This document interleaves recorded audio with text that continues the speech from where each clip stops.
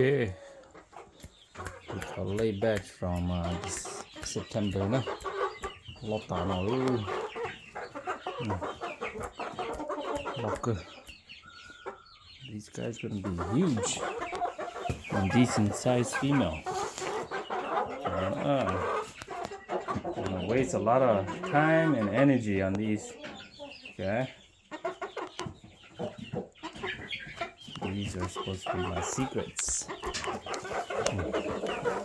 We'll see. We'll see how these turn out. Can't wait. These will be summertime. Thịt tàu su nữa. Okay. Xả ly chế su hưởng thế cô cho mình nhọc cái đầu nó nọ đây đầu ta thôi ilu thì chỉ đầu dư luôn đó chỉ còn nè ai nào ta chỉ luôn tu tôi chạy block về nó nhập con đau cho này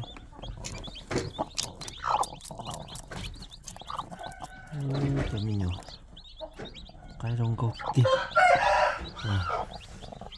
đây bỏ nó bỏ rong cái nhỏ lúc dễ thông là nó bỏ rong cái đó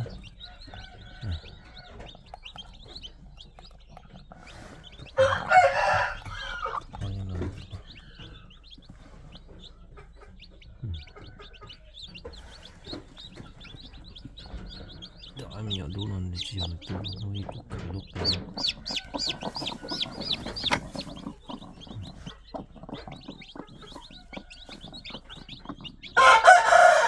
một cái chút itu tu pe tu lo tu chi tu đau tu xa tu y tu chưa tu cầu quỷ có cột pe tu là dạ có chế lúc đây cột bé nè chỉ là cột lo luôn nhá hồi đâu cột bé từ nè ok thế mà yêu chủ cột lo từ đó gì đi lúc còn nữa lúc chỉ còn ok thay nó phải sai nè ok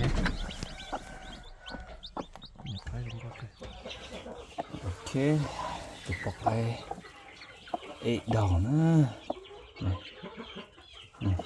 nhiều cái đầu rồi, lúc y lì bằng thì nành đồ trâu nó kìa, chị ít từ tỏi chụp đã tỏi đầu thế, tỏi từ nhiều cái, giống giờ lên nhiều kia nữa, bọc cái ê nào. Phải nó lòn phải nó xẹp hồng ok cho nó ta tội ở đâu đây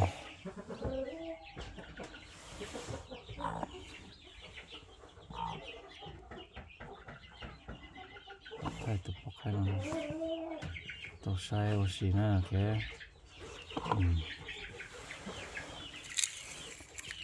sẽ block cái nó có cho chậm nhập cái xem ok ít tụi nó thế rồi to luôn thì cậu xe lò nữa lo liền thì gì đâu ok khu nó thế nhưng mà ta tọt cho mình nhỏ nữa ok nó bị phi á tụi bom tất tỏ mình được kèo nữa